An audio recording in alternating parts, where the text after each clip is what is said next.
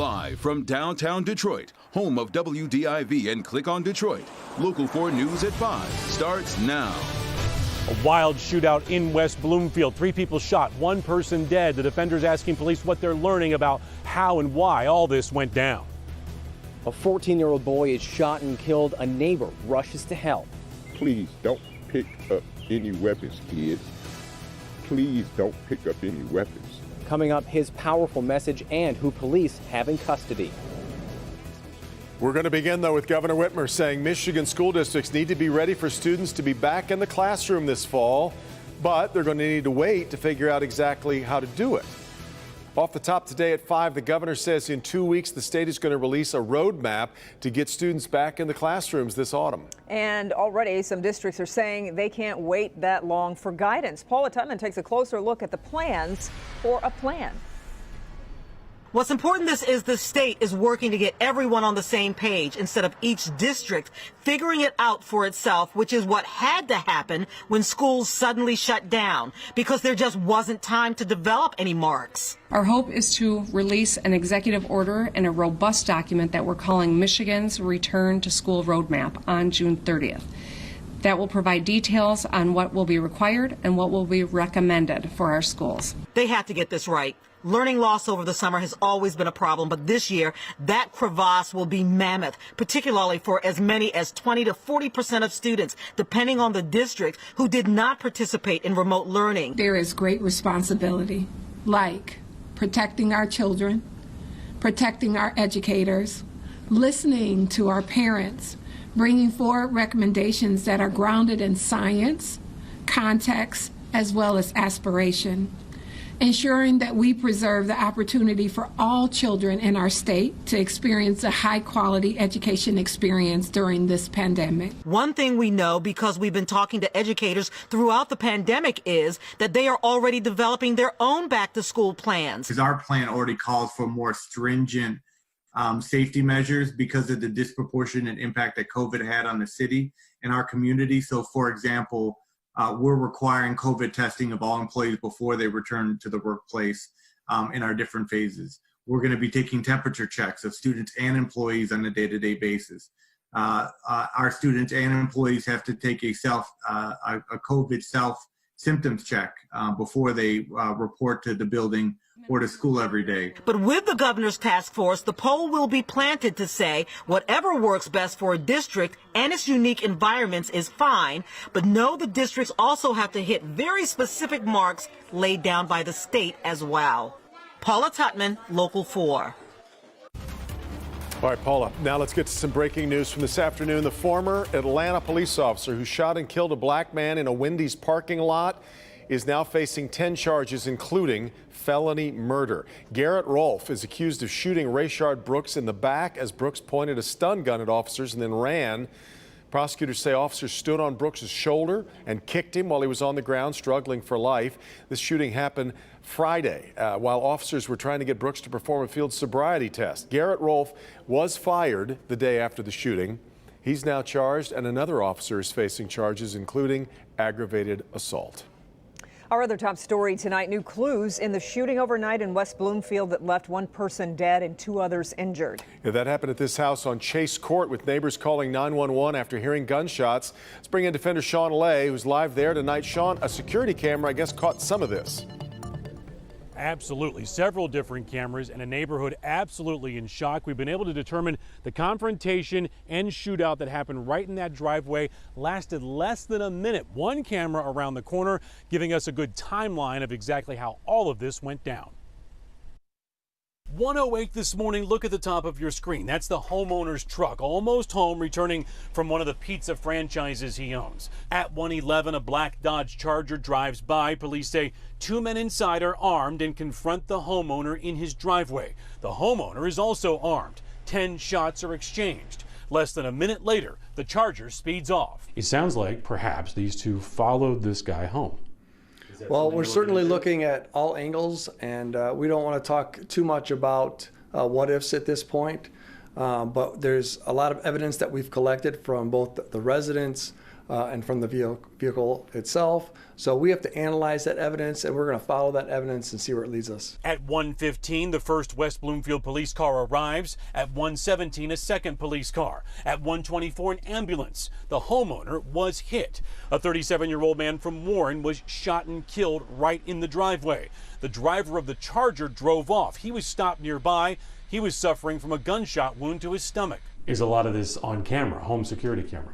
So we have an analyst in-house that's been able to reach out to the residents. We've been able to obtain some of that video camera footage. So we're taking a look at that. Alex Casa knows the homeowner. It's a sad thing. I'm glad that, the Second Amendment exists and he could defend himself properly.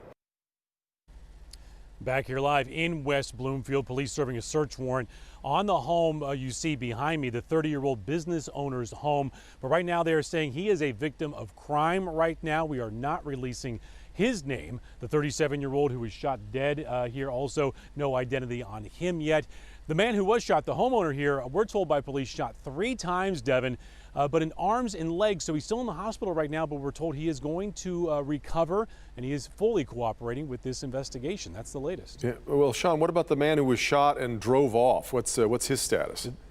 The 47-year-old man who was also here, he drove off, was stopped a short time later by West Bloomfield police and Farmington Hills police. There was a gun in the car. They approached him very carefully, but he had been shot in the stomach. It was a through and through wound, we're told by investigators. He's already been treated for that, taken into custody, and tonight he's being held by the West Bloomfield Police Department. All right, Sean. Kim. Detroit police say a 14-year-old was shot and killed by his own relative. Happened on Manitoul Street, right in the area of I-96 in Greenfield. Grant Herm spent the day talking with neighbors. Still a lot we don't know, though, here, Grant. Yeah, Devin, Kim, police are still investigating this evening, and neighbors here are stunned and heartbroken. One of them had a powerful message for the kids who live on this normally quiet street. Detroit police say the shooting happened just before 11:30 last night. A 22-year-old woman now in custody, allegedly shooting and killing a 14-year-old boy.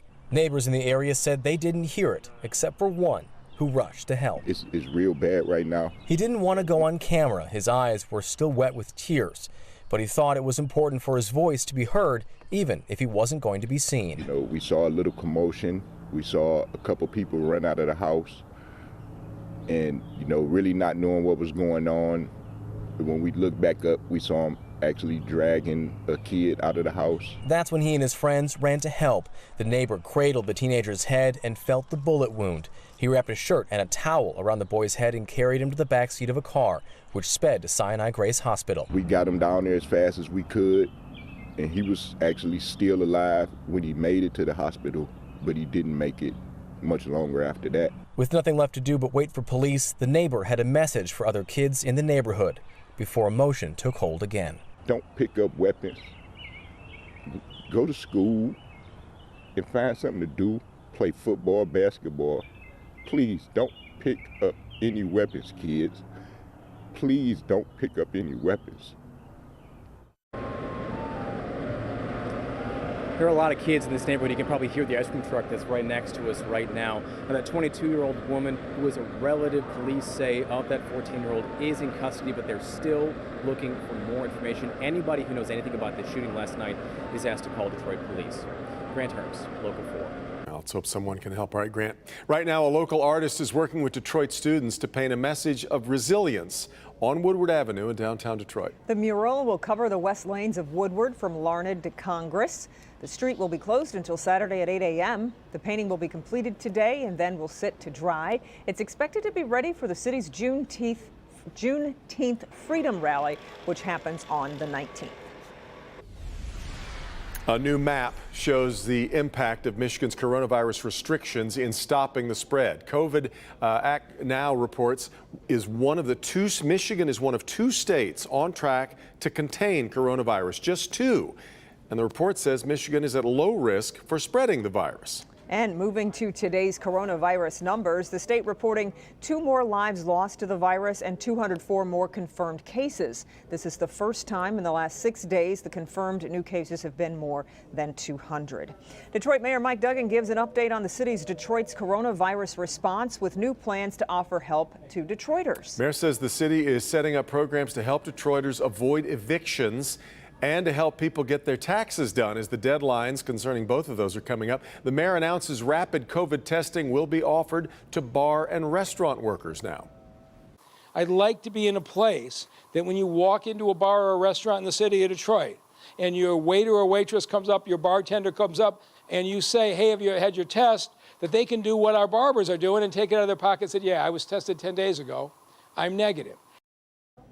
Mayor Duggan says implementing widespread testing of employees can keep bars and restaurants open when there is a spike in cases. All right, off and running on another busy Wednesday. Here's Ben. And so are the air conditioners, guys, especially as we get into the next several days. But we've also got an air quality alert that's been posted. We'll look at that coming up next. It was 7 months ago, the dock behind me collapsed into the Detroit River, spilling contaminated soil into the waterway. We are back to see if this company corrected those violations. My report coming up. The face of healthcare could change again here in Metro Detroit. A surprising announcement from Beaumont and how it could affect you, the patient.